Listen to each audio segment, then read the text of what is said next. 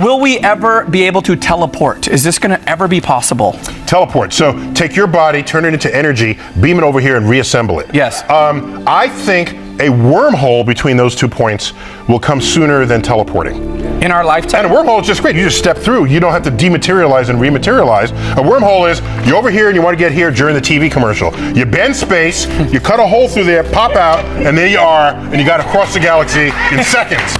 Do you think I once tweeted, I was in like Charlotte Airport or somewhere where I had to go from a big plane to a little plane. It was like miles through the airport. And I tweeted, I tried to be clever. I said, gee, I can't wait till we have wormholes so that all gates will be adjacent to one another. And then someone tweeted back, said, Dr. Tyson, the day we have wormholes, you won't need airports. Oh! If you think you're among the smartest person on earth and you want to know for sure, this video is for you. You know who the smartest person in the world was the first person to figure out you can build a ship and everything you make the ship out of is denser than water and it can float.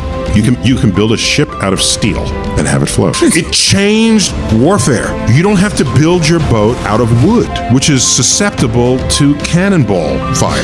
Right. You can build it out of steel.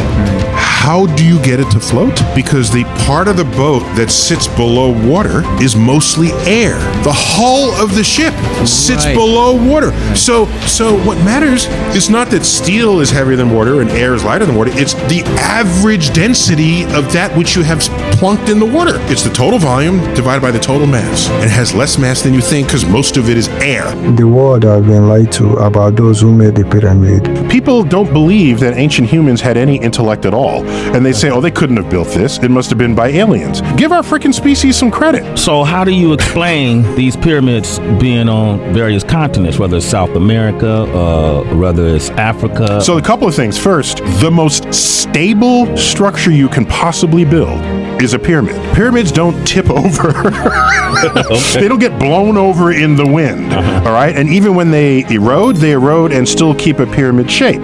We could say maybe ancient civilizations built all kinds of structures. They just didn't survive thousands of years of erosion and corrosion. And now that's what you see around the world. So it was Europeans coming to Africa, seeing an amazing civilization that they could not imagine an African build, and they must then invoke some other cause that enabled them to build it.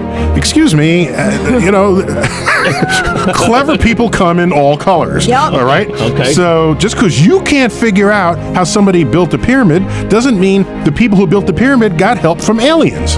That's all I'm saying. So Just admit that you're not as smart as the people who built the aliens and end the conversation there. Consider also that when they built the pyramids, were they in a hurry? Did they have a shortage of labor? Of course not. And a pyramid could take 100 years to build with 1,000 people. If you have give me 100 years and 1,000 people, I'll build any damn thing.